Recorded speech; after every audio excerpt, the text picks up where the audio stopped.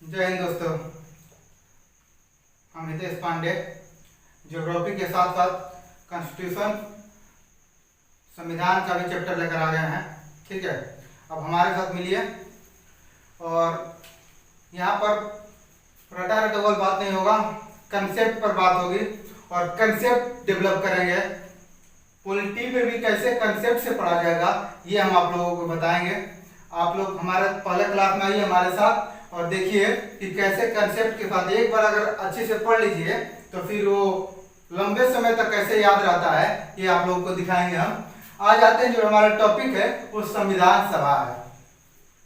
तो जब संविधान सभा टॉपिक है तो थोड़ा सा इसका अगर डेफिनेशन जान लें, संविधान सभा कहते किसे हैं, तो हम डेफिनेशन आपको बता देते हैं थोड़ा सा जनरली कि संविधान सभा किसे कहते हैं। तो चुने गए जनप्रतिनिधियों की सभा, चुने गए जनप्रतिनिधियों की सभा जो हमारा विशाल संविधान का दस्तावेज लिख कर तैयार कर रहे थे, उन्हीं को संविधान सभा कहते हैं। ठीक है, अब क्या मतलब हम बोले कि चुने गए जनप्रतिनिधियों की सभा जो हमारे विशाल संविधान का दस्तावेज लिख रहे थे, उन्हीं को क्या कहा गया, संविधान सभा कहा गया। ठीक है, अब बात आती है, दो तीन और पॉइंट देखते हैं कि संविधान पूछता है क्वेश्चन कि संविधान सभा का विचार सबसे पहले किसने दिया। तो संविधान सभा का विचार अगर पूछेगा कि विचार सबसे पहले किसने दिया, तो एम.एन. राय, एम.एन. राय। संविधान सभा का विचार सबसे पहले किसने दिया, तो एम.एन. राय ने दिया था। लेकिन अगर यही पूछेगा कि संविधान सभा की मांग सबसे पहले कब किसने की, तो स्वराज पार्टी ने। किसने? स्वराज पार्टी 1934 में, 1934 में संविधान सभा की सबसे पहले मांग स्वराज पार्टी ने 1934 में किया था। अब देखिए दोस्तों, यहाँ पर क्या होता है कि कहीं कहीं बुक में डिफरेंट में दिया है 1924। ठीक है, लेकिन नेट पर भी सर्च करेंगे तो 1934 है और बीपीएससी भी 1934 को ही अपना आंसर मानती है, तो इसलिए इसको नहीं याद करेंगे, है आपका 1934। ठीक है, स्वराज पार्टी क्या थी, किसने इसका गठन किया था, तो स्वराज पार्टी का गठन 1 जनवरी 1923 को मोतीलाल नेहरू और चित्तरंजन दास ने किया था। ठीक है, मोतीलाल नेहरू और चित्तरंजन दास ने स्वराज पार्टी का गठन 1 जनवरी 1923 को किया था, जब महात्मा गांधी असहयोग आंदोलन को वापस ले लिए थे। ठीक है, इतना समझ गए। अब क्या हुआ कि स्वराज पार्टी 1934 में संविधान सभा की मांग की, उसको कांग्रेस उसमें सबसे बड़ी पार्टी थी, कांग्रेस 1937 के फैजपुर अधिवेशन में इसका समर्थन कर दिया। ठीक है, फैजपुर अधिवेशन, कांग्रेस 1937 के फैजपुर अधिवेशन में स्वराज पार्टी जो मांग की थी संविधान सभा का, कांग्रेस 1937 में इसका समर्थन किया। इतना क्लियर हो गया? ठीक है, अब आते हैं संविधान सभा का गठन कैसे हुआ है भारत में। संविधान सभा का गठन कैबिनेट मिशन के आधार पर हुआ है। ठीक है, अब संविधान सभा के गठन के लिए भारतीयों के लिए एक संविधान निर्माण के लिए संविधान सभा का गठन करना था। उसके लिए कैबिनेट मिशन का गठन किया गया था। कैबिनेट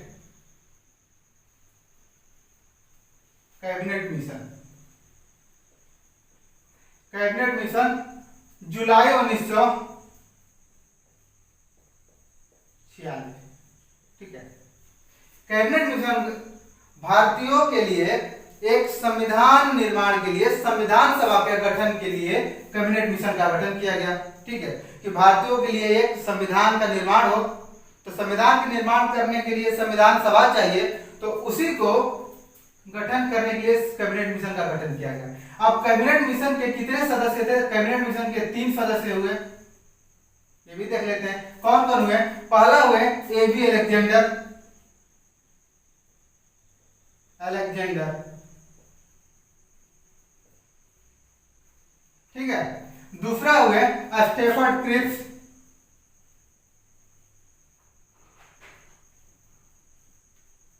और तीसरा हुए पैथिक लॉरेंस।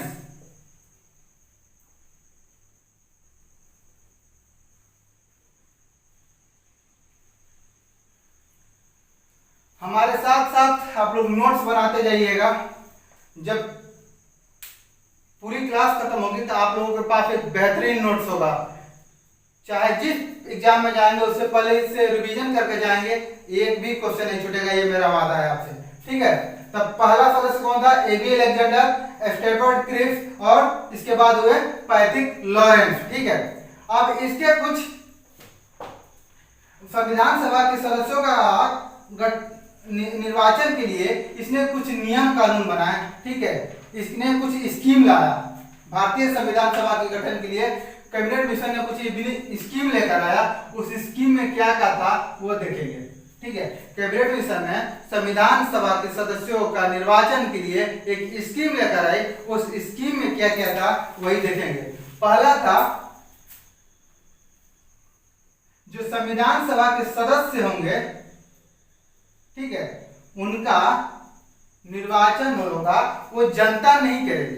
पहला इसका नियम यही था कि संविधान सभा के सदस्य का जो निर्वाचन होगा भारत की जनता नहीं करेगी, बल्कि प्रांतीय विधानसभा के सदस्यों के द्वारा किया जाएगा, ठीक है। तो संविधान सभा के सदस्य का निर्वाचन कौन करेगा? प्रांतीय विधानसभा के सदस्य।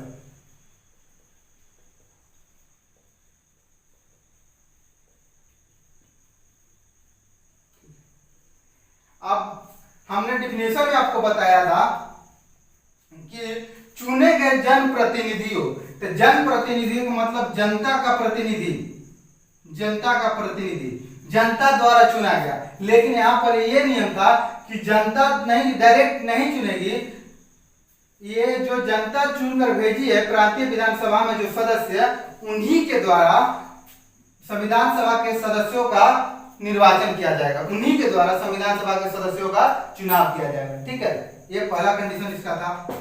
तो पहला पूछेगा कि संविधान सभा के सदस्यों का निर्वाचन किसने किया? जैसे संविधान सभा के सदस्यों का किसने चुना? तो प्रांतीय विधानसभा के सदस्यों के द्वारा संविधान सभा के सदस्यों को चुना गया था, ठीक है, पहला कंडीशन। दूसरा कहा गया कि अगर एक सदस्य को चुनना है, एक सदस्य को चुनना है, तो एक सदस्य का चुनाव प्रति 10 लाख के आबादी पर एक सदस्य चुना जाएगा। 10 लाख की आबादी,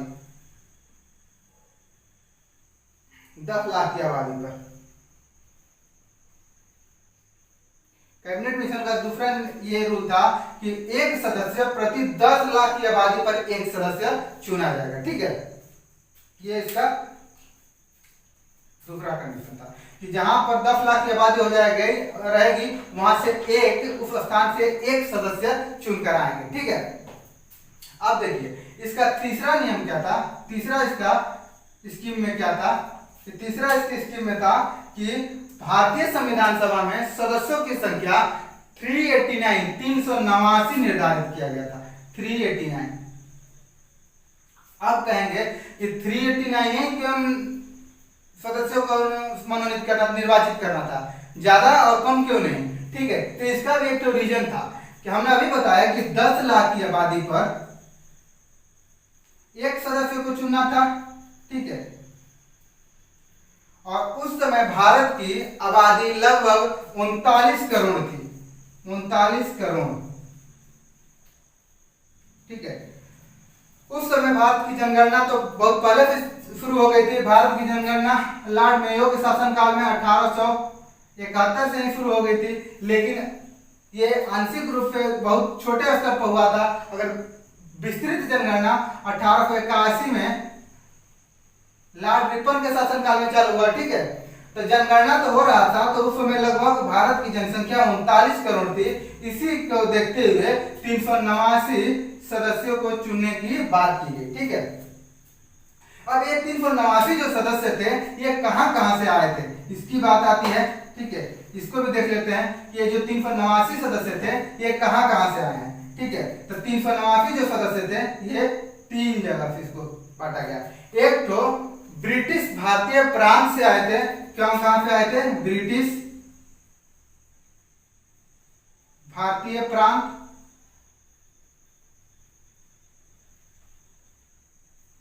और दूसरा चीफ कमिश्नरी से आए थे।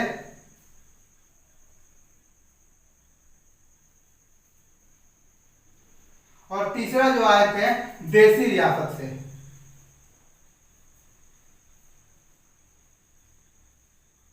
तीन जगह से ब्रिटिश भारतीय प्रांत से आए थे और चीफ कमिश्नरी से आए थे और देसी रियासत से आए थे।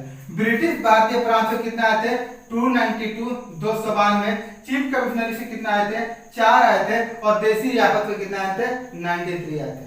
इतना समझिए 292 आए थे ब्रिटिश भारतीय प्रांत से, 4 चीफ कमिश्नरी से और देसी रियासत से 3। ठीक है, अब ये ब्रिटिश भारतीय प्रांत क्या था, वहां पर जहां पर चुनाव हुए थे 11 प्रांतों में। ठीक है, 11 प्रांतों में जहां पर चुनाव हुए थे, प्रांतीय विधानसभा की जहां पर चुनाव हुए थे, वहां पे 292 सदस्य आए थे।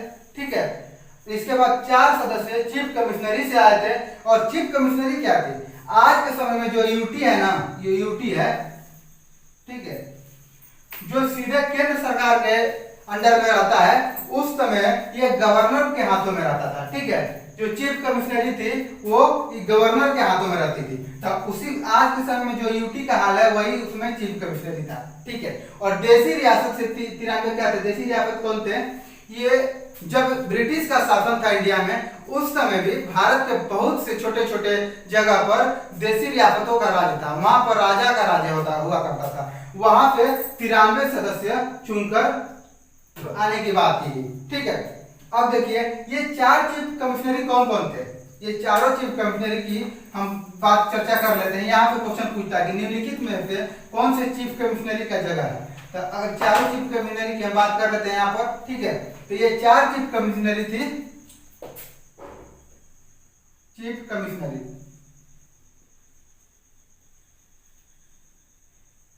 ये 4 चीफ कमिश्नरी का क्षेत्र कौन कौन था।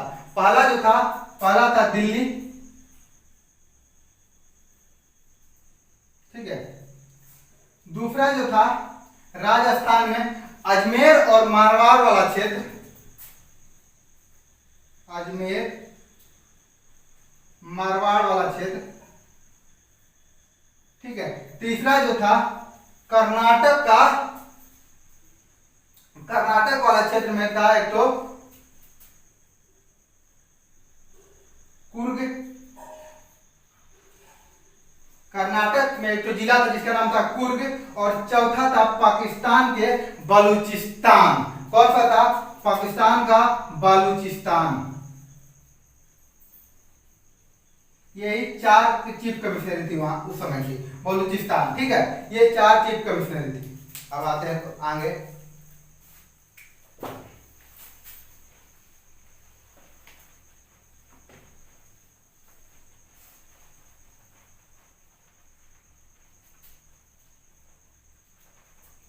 और इसका चौथा जो नियम था कि जो सदस्य चुनकर आए थे वो सांप्रदायिक आधार पर चुनकर आए थे। ठीक है, कहा कि जो सदस्य चुनकर आएंगे वो सांप्रदायिक आधार पर चुन के आएंगे, मतलब हर कम्युनिटी से आएंगे चुनकर। ठीक है, इसने कहा कि अब जो सदस्य चुनकर आएंगे सांप्रदायिक आधार पर आएंगे।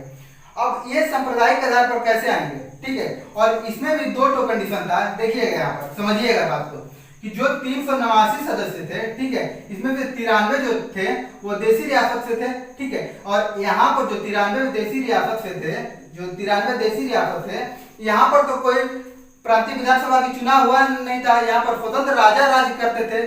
जब स्वतंत्र राजा राज करते थे तो यहाँ पर जनता का कोई प्रतिनिधित्व तो था नहीं। ठीक है, तो ये जो 93 सदस्य चुनकर आएंगे, ये जनता वहां के राजा के परामर्श पर ये 93 सदस्यों को चुनना था। ठीक है, तो अगर क्वेश्चन पूछेगा कि देसी रियासत से सदस्य कैसे चुनकर आए थे, तब परामर्श के आधार पर वहां के राजा से परामर्श लिया जाता था, उसके आधार पर वहां के सदस्य चुनकर आए थे 93। लेकिन 292 ब्रिटिश प्रांत से और 4 चीफ कमिश्नरी से।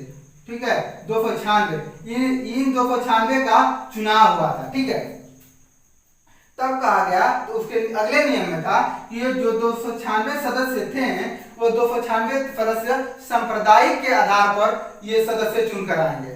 मतलब कहा कि जितनी जिसकी आबादी होगी, ठीक है, जितनी जिसकी आबादी होगी, ठीक है, अब ये 296 सदस्य 296 जगह से आएंगे, ठीक है, 296 सदस्य 296 स्थान पर आएंगे। तो उसने कहा कि जितनी जिसकी आबादी होगी उसी के अनुपात में उस कम्युनिटी से सदस्य चुनकर आएंगे, ठीक है। क्या कहा कि जितनी जिसकी आबादी होगी उसी के अनुपात में उस कम्युनिटी से, उस संप्रदाय से सदस्य चुनकर आएंगे, ठीक है। तब किस संप्रदाय को उसमें उस समय किस संप्रदाय में बांटा गया वो भी देख लेते हैं, ठीक है। अब देखिए यहाँ पे तो 93 सदस्य जो देशी रियासत से आने वाले थे वो तो परामर्श के आधार पर आने वाले थे, लेकिन 292 और +4 296 ये सदस्य जो थे, 296 सदस्य जो थे ये परामर्श के आधार पर नहीं आने वाले थे, इनका चुनाव होने वाला था, निर्वाचन होने वाला था, ठीक है। और इसमें भी कंडीशन था कि अब ये संप्रदाय के आधार पर आएंगे, कम्युनिटी के आधार पर आएंगे, ठीक है। तो इसमें 3 कम्युनिटी में बांटा गया। एक तो रखा गया साधारण, ठीक है, पहला रखा गया साधारण और दूसरा रखा गया, ठीक है, मुस्लिम, और तीसरा रखा गया सिख। तो साधारण को इसमें कितने 296 में से साधारण को कितनी सदस्य दिया गया 213, ठीक है। मुस्लिम लीग को दिया गया, ठीक है, मुस्लिम लीग को कितना दिया गया, इसको 4 दिया गया और मुस्लिम लीग को आपको दिया गया 79, ठीक है। अगर अब ऐड करते हैं तो कितना हो गया 296, हाँ 213 साधारण को दिया गया, 79 मुस्लिम लीग को दिया गया और 4 सिख को दिया गया। अब बच गए 93, बच गए 93 जो देशी रियासत आने वाले थे। तो इनकी तो चुनाव ही नहीं होने वाली थी, ये तो परामर्श के आधार पर, राजा के परामर्श के आधार पर आने वाले थे। तो ठीक है, इतना समझ गए। अब नेक्स्ट इसका स्टेप में था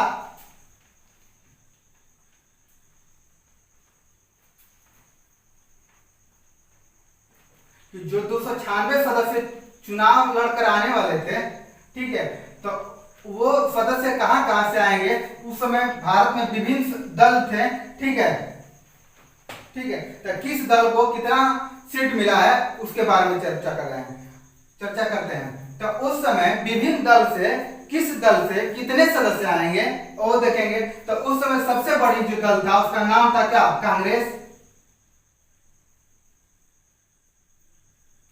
जब जुलाई 1946 में जब संविधान सभा के सदस्यों का चुनाव हुआ तो कांग्रेस पार्टी से कितने सदस्य आए। इसके बाद दूसरी बड़ी पार्टी थी जिसका नाम था मुस्लिम लीग।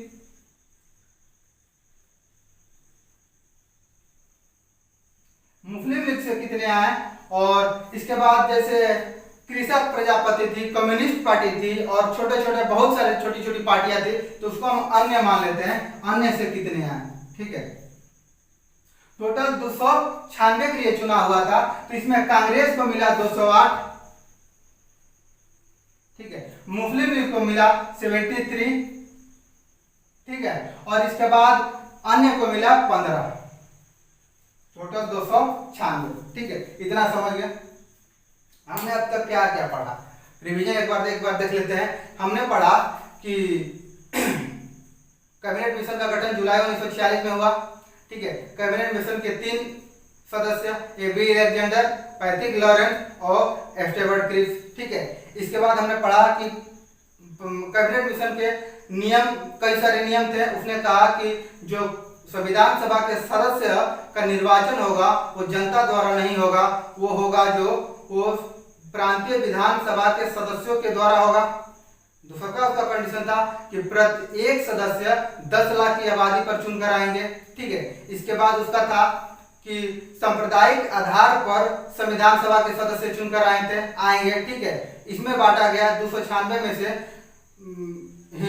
जो साधारण को 213 दिया गया। साधारण में कौन कौन था, हिंदू थे, हिंदू थे और बौद्ध थे और जैन थे। ठीक है, मुस्लिम लीग को 79 दिया गया और सिख को कितना दिया गया, 4 दिया गया। ठीक है, इसके बाद नेक्स्ट स्टेप में कि जुलाई 1946 में जब चुनाव हुआ तो 296 सीटों पर जब संविधान सभा के सदस्यों का चुनाव हुआ तो उस समय क्या हुआ कि कांग्रेस को 208 सीट मिली और मुस्लिम लीग को 73 सीट मिली और अन्य को 15 सीट मिली। इतना क्लियर हो गया। ठीक है, अब आते हैं नेक्स्ट पॉइंट पर। इसके बाद 3 जून 1947 को एक योजना आती है। इस योजना में क्या था कि 3 जून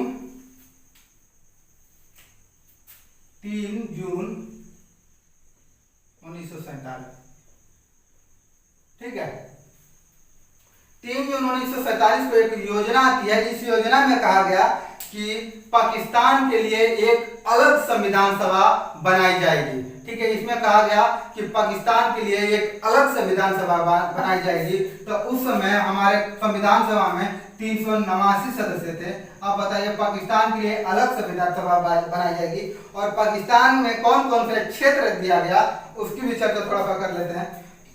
सबसे पहले असम का जो सिलहट जिला था,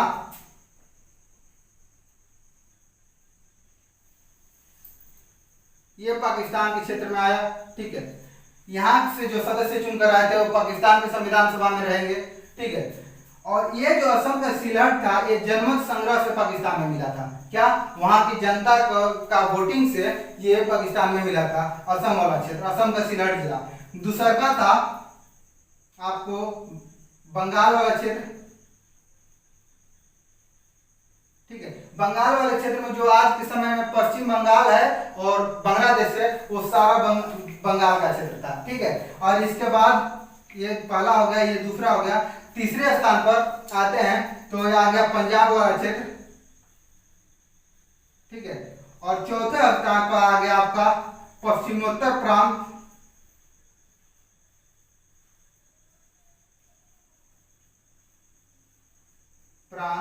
और 5वें स्थान पर सिंध आ गया और 6वें पर बलूचिस्तान। ये पाकिस्तान में मिल गए। ठीक है, लेकिन ये 2 क्षेत्र में देखिए, ये जो 2 क्षेत्र बंगाल और पंजाब था ये बंटवारा हुआ। बंगाल में जो पश्चिमी बंगाल था वो भारत के हिस्से में आया। जो पश्चिमी बंगाल था वो भारत के हिस्से में आया, जो आज के समय में पश्चिम बंगाल के नाम से जाना जाता है। और पंजाब में, पूर्वी पंजाब भारत में और पश्चिमी पंजाब पाकिस्तान में जाता है। तो पूर्वी पंजाब भारत में। ठीक है, अब पश्चिमी बंगाल और पूर्वी पंजाब में फिर से चुनाव होता है संविधान सभा के सदस्यों का और इसके बाद इन सारे प्रोसेस के बाद भारतीय संविधान सभा में सदस्यों की संख्या 389 से घटकर 324 हो जाती है। ठीक है, कितना हो जाती है, 389 से घटकर 324 हो जाती है। ठीक है, ये 324 क्यों हो जाती है, क्योंकि इन क्षेत्रों में जो असम का सिलहट था, बंगाल था, पंजाब था, पश्चिमोत्तर प्रांत था, सिंध था, बलूचिस्तान था, इन क्षेत्रों से जो संविधान सभा में सदस्य आए थे, अब ये तो पाकिस्तान की संविधान सभा में चले गए तो वो तो घटेंगे ही ना। तो 389 से घटकर 324 सदस्य हो गए थे। अब इन 324 में देसी रियासत से कितने थे और भारतीय ब्रिटिश फ्रांस से कितने थे ये देख लेते हैं। आप देखिए, ये जो 324 सदस्य थे, ये 324 सदस्य में, ठीक है, देखिए 235 जो सदस्य थे वो प्रांतीय विधानसभा से आए थे। ठीक है, 235 जो सदस्य प्रांतीय विधानसभा से आए, लेकिन 89 जो सदस्य थे ये देसी रियासत से आए। ठीक है, ये देसी रियासत से आए। ठीक है, इतना क्लियर हो गया। आप देखिए, इसके बाद 15 अगस्त का दिन आता है। भारत और 14 अगस्त रात्रि 12 बजे भारत और पाकिस्तान के रूप में 2 देश बनते हैं, नए 2 देश बनते हैं। ठीक है, इसके बाद आजादी के 15 अगस्त 1947 के बाद संविधान सभा की बैठक होती है 31 अक्टूबर 1947 को। 31 अक्टूबर 1947 को अब जो संविधान सभा में 324 सदस्य थे वो घटकर 299 सदस्य रह जाते हैं। ठीक है, अब कहेंगे कि अब ये क्यों घट गए। अब जब तक पाकिस्तान अलग हुआ वहां के जो सदस्य थे वो तो निकल ही गए, अब फिर 324 से घटकर 299 क्यों हो गए। अब देखिए इसमें क्या रीजन था कि देश को आजादी होने के बाद जो देश में छोटे छोटे राज्य थे वो भारतीय संघ में मिलने से इनकार कर दिए। कई ऐसे राजा थे उन्होंने कहा कि हम भारतीय संघ में नहीं मिलेंगे, हम स्वतंत्र रहेंगे। जब वो स्वतंत्र रहेंगे तो वहां के सदस्य क्यों संविधान सभा में, भारतीय संविधान सभा में रहेंगे, तो वो 100 घट गए और भारतीय संविधान सभा में सदस्यों की संख्या घटकर कितनी हो गई, 299 हो गई। ठीक है, अब 299 में से 70 जो रह गए वो देसी रियासत से रह गए। ठीक है, और बाकी जितना बच गए 229 जो बच गए ये भारतीय ब्रिटिश प्रांत से रह गए। ठीक है, अब 299 में से 70 जो थे वो कहां से रह गए, 70 जो थे वो रह गए देसी रियासत से, 229 रह गए भारतीय ब्रिटिश प्रांत से रह गए। इतना समझ गए। ठीक है, अब देखिए इसके बाद अब ये 299 हो गए। 31 अक्टूबर 1947 को डेट, ये नोट्स अच्छा से बनाते जाइएगा, हमारे साथ जुड़े हैं, एक बेहतरीन नोट्स तैयार करिए। ठीक है, 299 सदस्य। ठीक है, अब देखिए जब 26 नवंबर 1949 को जब संविधान सभा की 11वीं बैठक होती है, कब, 26 नवंबर 1949 को, तब उस दिन उपस्थित सदस्य थे 284। ठीक है, तब उस दिन उपस्थित सदस्य कितने थे, 284। ठीक है, अब क्या हुआ, इस दिन 284 सदस्य उपस्थित थे। ठीक है, अब 284 सदस्य उपस्थित थे। अब 26 नवंबर 1949 को संविधान बनकर पूरी तरह से तैयार था। उस संविधान पर ये 284 सदस्यों ने अपना साइन किया। ठीक है, तो क्वेश्चन पूछेगा कि भारत के जो संविधान पूर्ण रूप से बनकर तैयार हुआ तो कितने सदस्यों ने उस पर साइन किया था, तो 284 सदस्यों ने उस पर साइन किया था। ठीक है, इतना समझ गए। ठीक है, अब आते हैं क्वेश्चन में कि संविधान सभा की बैठक, ये सब लिख लीजिएगा, पूछेगा कि संविधान सभा में कितने, संविधान पर कितने सदस्यों ने सिग्नेचर किया, तो 284 सदस्यों ने सिग्नेचर किया था। ठीक है, अब आते हैं क्वेश्चन अगले पॉइंट में। ठीक है, ये कैबिनेट मिशन का सब एक एक पॉइंट आप लोग जान गए। ठीक है, अब नेक्स्ट में आते हैं आपका संविधान सभा की बैठक।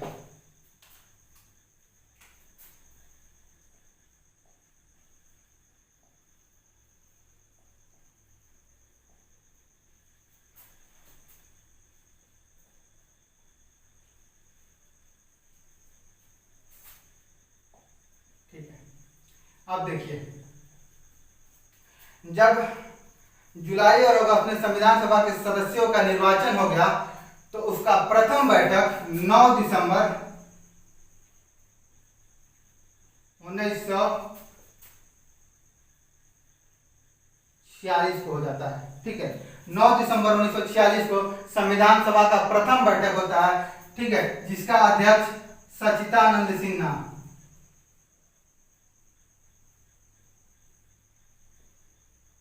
सिन्हा को बनाया जाता है।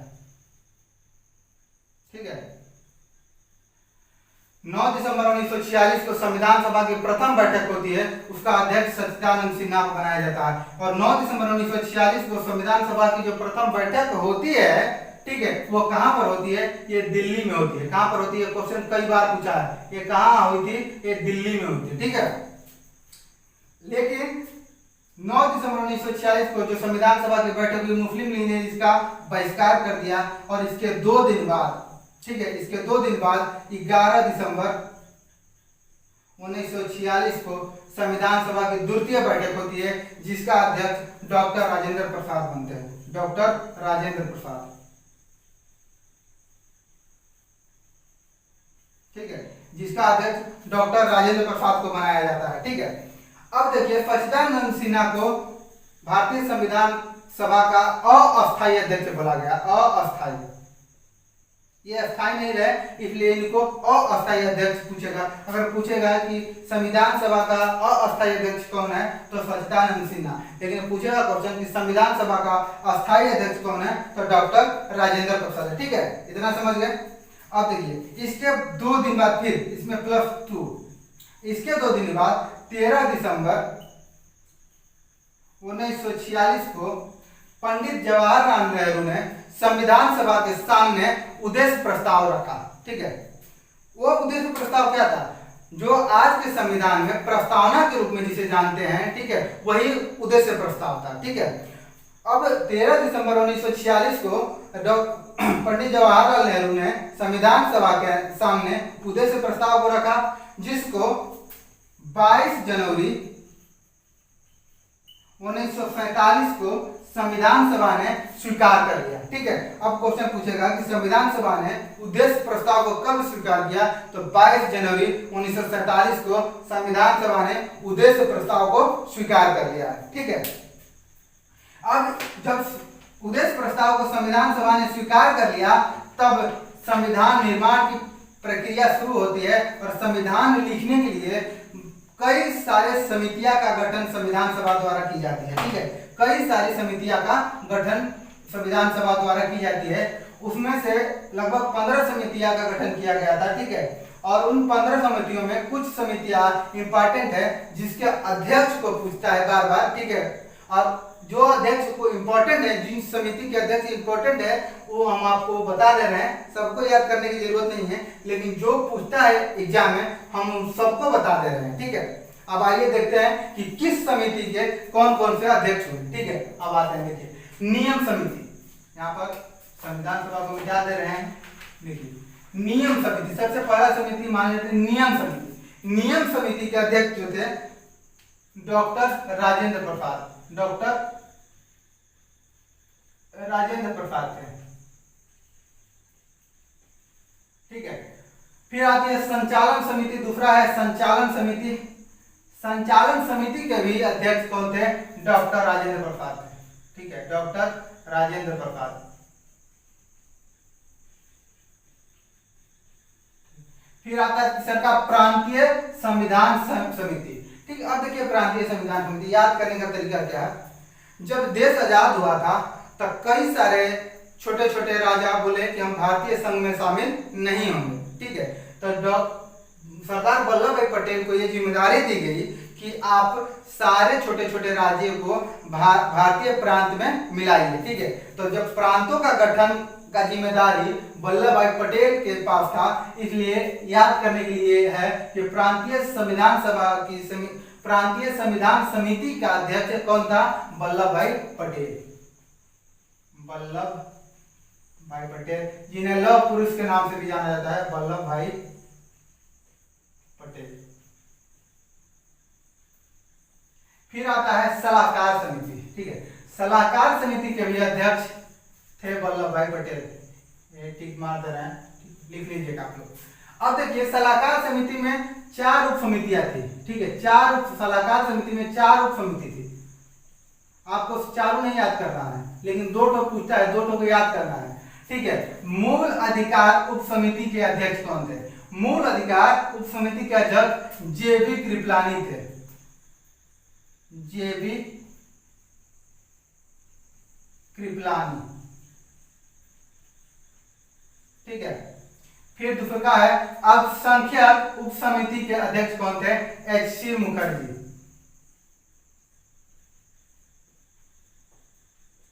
अल्पसंख्यक उप समिति के अध्यक्ष कौन थे? एच.सी. मुखर्जी। अब देखिए संघ संविधान समिति। अब देखिए संघ मतलब केंद्र। ठीक है, और केंद्र का प्रधान कौन होता है? प्रधानमंत्री। ठीक है, उस समय के प्रधानमंत्री कौन थे? पंडित जवाहरलाल नेहरू। तो जब जब संघ आएगा उसका अध्यक्ष कौन होगा? पंडित जवाहरलाल नेहरू। ठीक है, तो संघ संविधान समिति के अध्यक्ष कौन थे? पंडित जवाहरलाल नेहरू।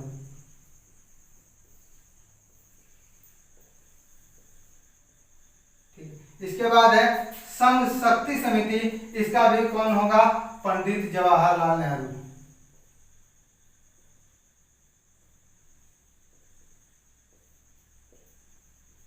ठीक है, फिर आता है राज्य समिति। इसका भी कौन है? पंडित जवाहरलाल नेहरू।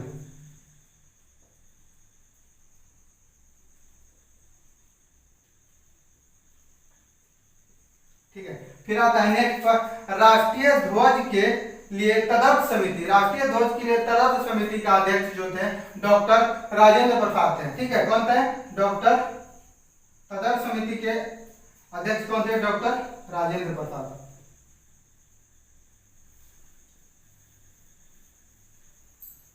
और आवास समिति के अध्यक्ष कौन थे? पट्टाभी सीतारामैया। पट्टाभी सीतारामैया का नाम आपने कई बार सुना होगा, जिनको 1939 के कांग्रेस अधिवेशन के अध्यक्ष के लिए सुभाष चंद्र बोस ने हराया था। पट्टाभी सीतारामैया।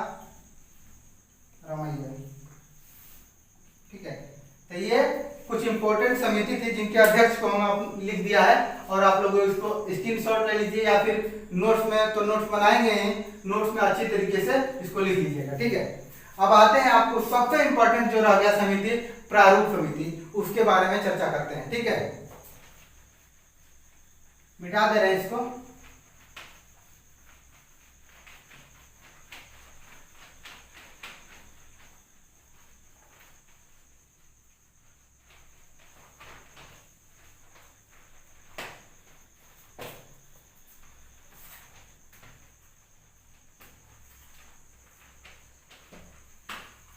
आते हैं प्रारूप समिति को देखते हैं। संविधान का प्रारूप तैयार किसने किया था? अगर क्वेश्चन पूछेगा, देखिए एक तो पॉइंट हम बता दे रहे हैं आपको कि जब 13 दिसंबर 1946 को, ठीक है सॉरी 11 दिसंबर 1946 को जब संविधान सभा का अस्थायी अध्यक्ष डॉक्टर राजेंद्र प्रसाद बनते हैं,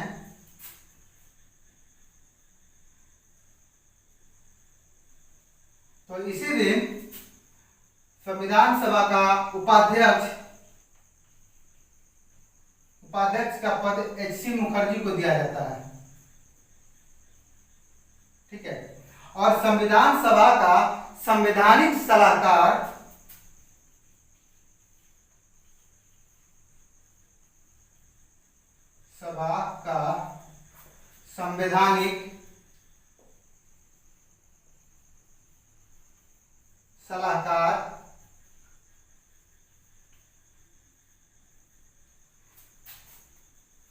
बी.एन.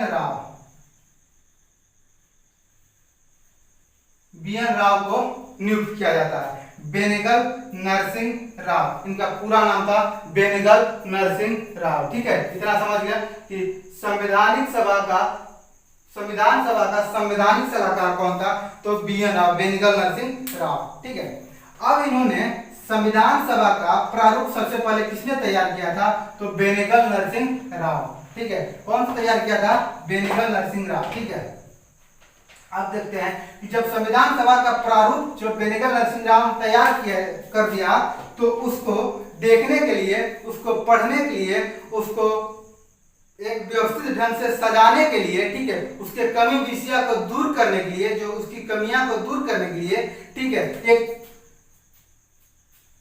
प्रारूप समिति का गठन किया गया, एक समिति का गठन किया गया जिसका नाम था प्रारूप समिति।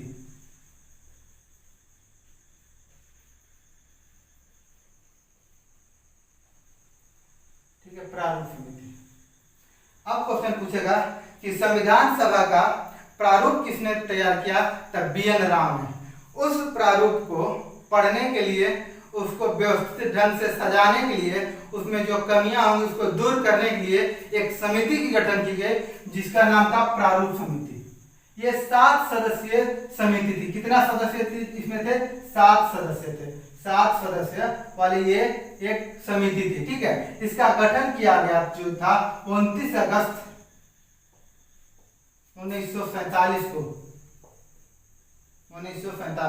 अब क्वेश्चन पूछेगा प्रारूप समिति का गठन कब किया गया? 29 अगस्त 1947 को। कितने सदस्य थे? 7 सदस्य थे। अध्यक्ष कौन था? अब इसका अध्यक्ष जो थे, ठीक है, इसका अध्यक्ष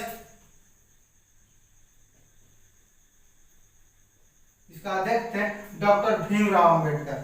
डॉक्टर भीमराव अंबेडकर। ठीक है, ये इतना समझ गए। अब क्वेश्चन पूछता है कि डॉक्टर भीमराव अंबेडकर इसके अध्यक्ष थे, लेकिन बाकी 6 जो सदस्य और बचे हैं उनको भी क्वेश्चन में पूछता है। क्वेश्चन बनाता है इस टाइप में कि निम्नलिखित में से कौन प्रारूप समिति के सदस्य नहीं थे, ठीक है। या फिर क्वेश्चन पूछेगा कि निम्नलिखित में से कौन कौन सदस्य प्रारूप समिति के सदस्य थे। तो इन 6 लोगों का नाम आपको याद होना चाहिए, ठीक है। उनका नाम लिख रहे हैं हम, आप लोग देखिए, यहीं पर याद करा देंगे हम सबका नाम, ठीक है। डेट मेट सब यहीं पर याद करा देंगे, चिंता करने की बात नहीं है, ठीक है। देखिए, अध्यक्ष डॉक्टर भीमराव अंबेडकर,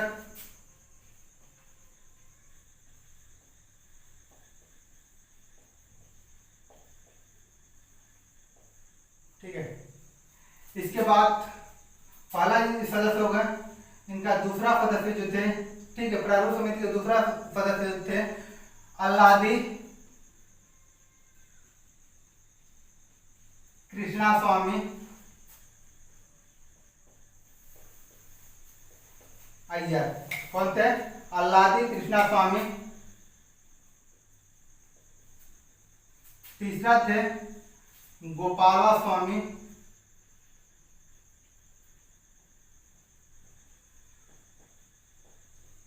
अयंगर, ठीक है। इसके बाद चौथा जो थे के.एम. मुंशी,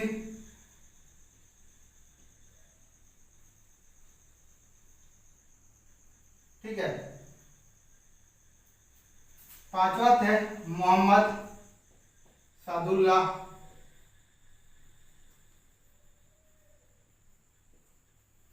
और छठवा थे बी.एल. मित्र।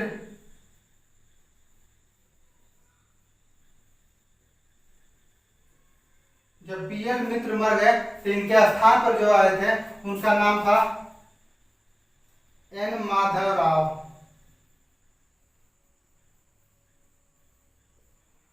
मित्र मरे तो माधवन, ठीक है। अब सातवां हो गया डी.पी. खेतान। कौन था? डी.पी. खेतान। जब खेतान साहब मरे तो इनके जगह पर आए टी.टी. कृष्णामाचारी। कौन आए? टी.टी. कृष्णामाचारी। टी.टी. कृष्णामाचारी,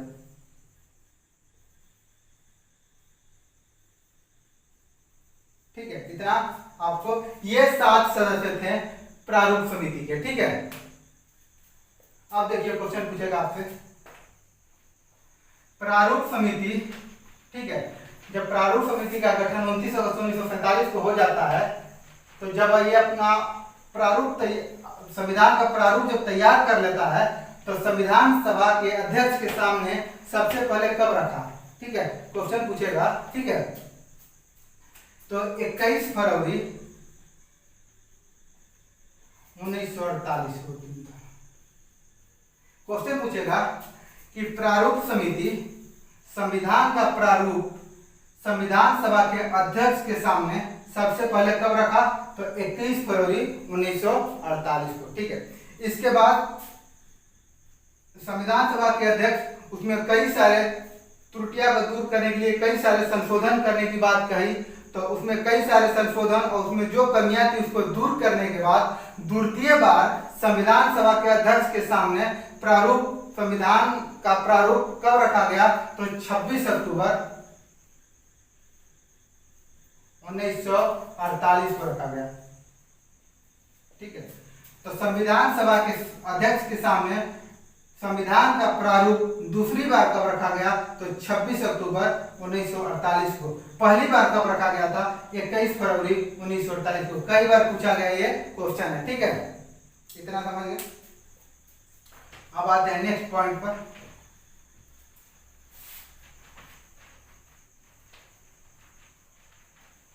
संविधान सभा में 3 वाचन हुए। यहाँ से क्वेश्चन तो जल्दी पूछता नहीं है, लेकिन बता दे रहे हैं। संविधान सभा में जब संविधान सभा का गठन हो चुका था तो उसमें 3 वाचन हुए थे। प्रथम वाचन कब हुआ था? प्रथम वाचन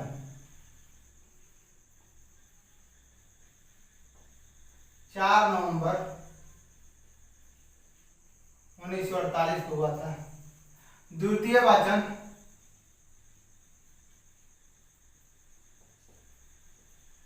द्वितीय जो वाचन हुआ था आपका 15 नवंबर 1948 से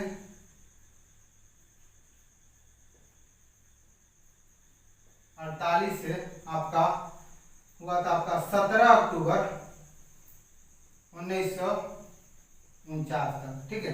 और तृतीय और अंतिम वाचन संविधान को जब 3 वाचन हुए थे, 3 बार वाचा गया था, तो अंतिम जो वाचन हुआ 14 नवंबर 1949 से लेकर 26 नवंबर 1949 तक, ठीक है। सबसे लंबा यही द्वितीय वाला चला था, 15 नवंबर 1948 से लेकर 17 अक्टूबर 1949 तक चला था। और अंतिम कब से कब चला था, तो 14 नवंबर 1949 से लेकर 26 नवंबर 1949 तक, ठीक है। अब संविधान सभा के प्रारूप पर बहस कितने दिन हुआ था, ठीक है।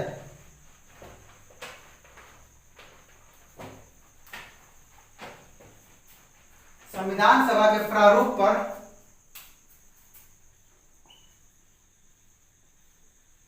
संविधान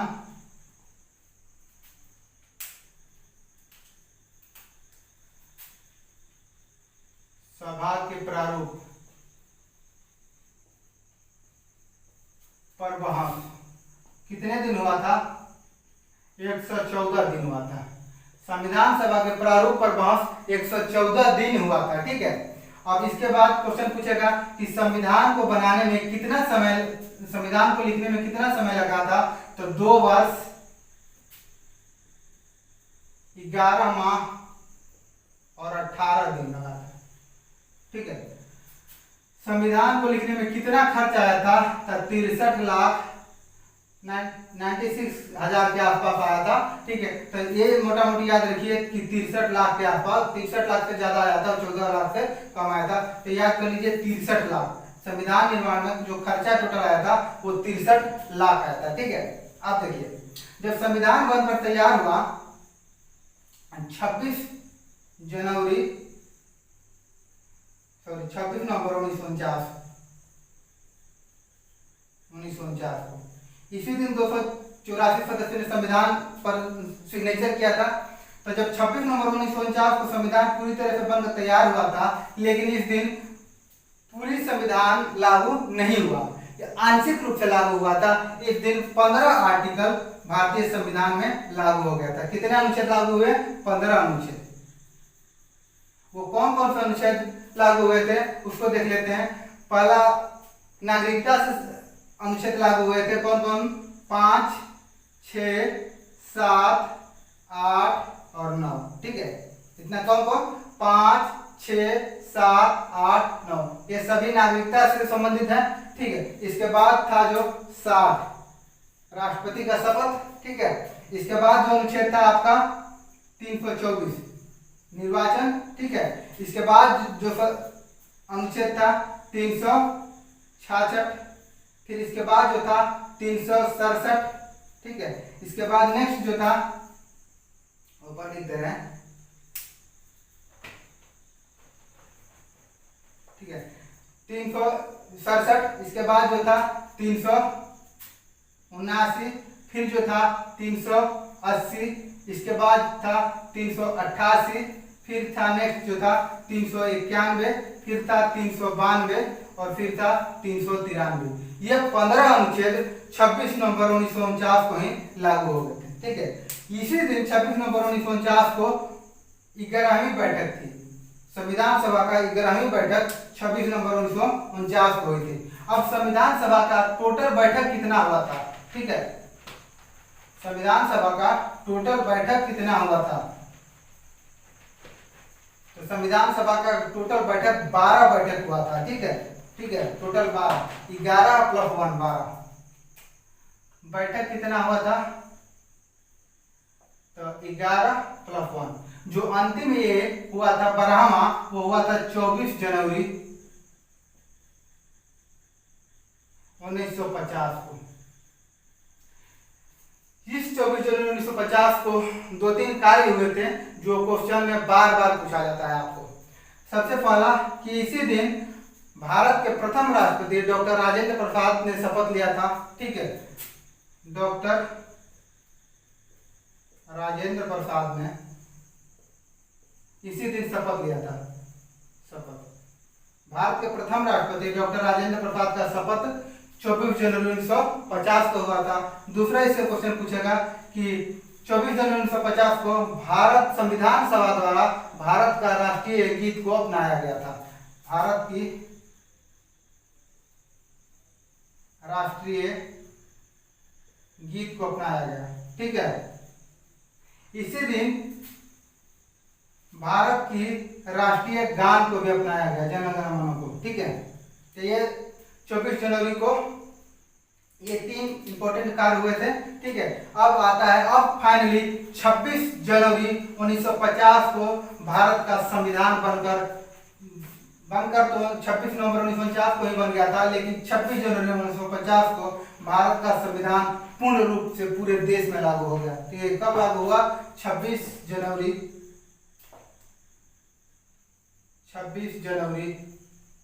1950 को भारत का संविधान पूरे भारत में लागू हो गया, पूर्ण रूप से लागू हो गया 26 जनवरी 1950 को। ठीक है, अब कुछ पॉइंट देखेंगे। इसी दिन जो भारत के संविधान में अनुच्छेद की संख्या जो थी 395 अनुच्छेद थे, भाग की संख्या थी 22 भाग थे, और अनुसूचियां कितनी थी? अनुसूची जो थी वो कितनी थी? 8 अनुसूचियां। ये 26 जनवरी 1950 को सारे के सारे लागू हो गए। ठीक है, अब आते हैं कुछ डेट को याद करने का तरीका बता देते हैं आपको। डेट हमेशा याद रहना चाहिए, वहां पे क्वेश्चन बार बार पूछेगा आपसे। ठीक है, कैसे याद रखेंगे? ठीक है, देखिए जुलाई 1946 इस दिन क्या हुआ था? जुलाई 1946 को कैबिनेट मिशन गठन। ठीक है, फिर देखिएगा कि जुलाई अगस्त 1946 को संविधान सभा के सदस्यों का चुनाव।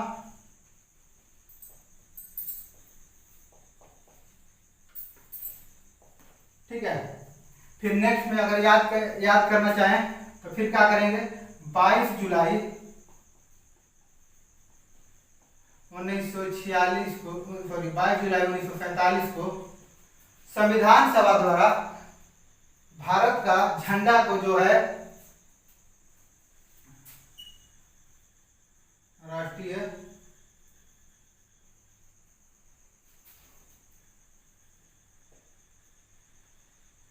ध्वज, संविधान सभा द्वारा भारत का राष्ट्रीय ध्वज को कब अपनाया गया? 22 जुलाई 1947 को। ठीक है, इसके बाद यहाँ पे लिख लीजिए, यहीं पर इसका पहले डेट था 2 सितंबर 1946 को अंतरिम सरकार का गठन। पूछेगा अंतरिम सरकार का गठन कब हुआ था? 2 सितंबर 1946 को। ठीक है, इसके बाद आता है 3 जून 1947 को। इस दिन क्या हुआ था कि पाकिस्तान के लिए अलग संविधान सभा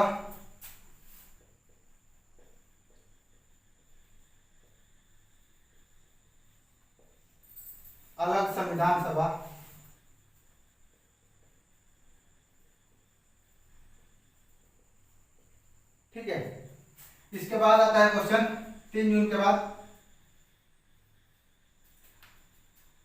15 अगस्त 1947 भारत की आजादी। इसके बाद आता है 29 अगस्त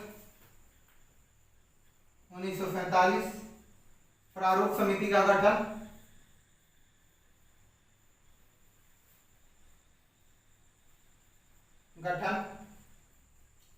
ठीक है, इसके बाद आता है आपका 26 नवंबर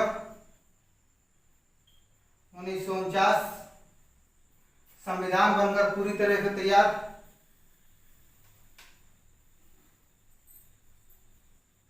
इसके बाद होता है 24 जनवरी 1950 को अंतिम बैठक, संविधान सभा की अंतिम बैठक। इसमें 3 कार्य हुए थे, तीनों बता दिए हैं, ठीक है।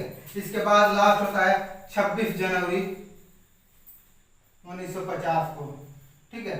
इस दिन भारत का संविधान पूरे भारत में लागू हो जाता है, संविधान पूर्ण रूप से लागू।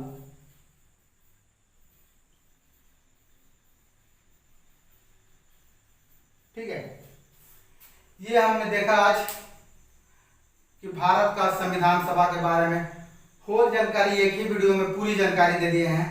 फिर आगे की चैप्टर नेक्स्ट वीडियो में लेकर आएंगे, ठीक है। तो अगर वीडियो अच्छा लगे तो हमारे चैनल को लाइक करें, शेयर करें, सब्सक्राइब करें और कमेंट जरूर करें कि आपको वीडियो कैसा लगा, ठीक है। इसके बाद कौन सी चैप्टर लाएं, ठीक है। आपको जो भी लिखना है कमेंट में जरूर लिखें, ठीक है। Thank you.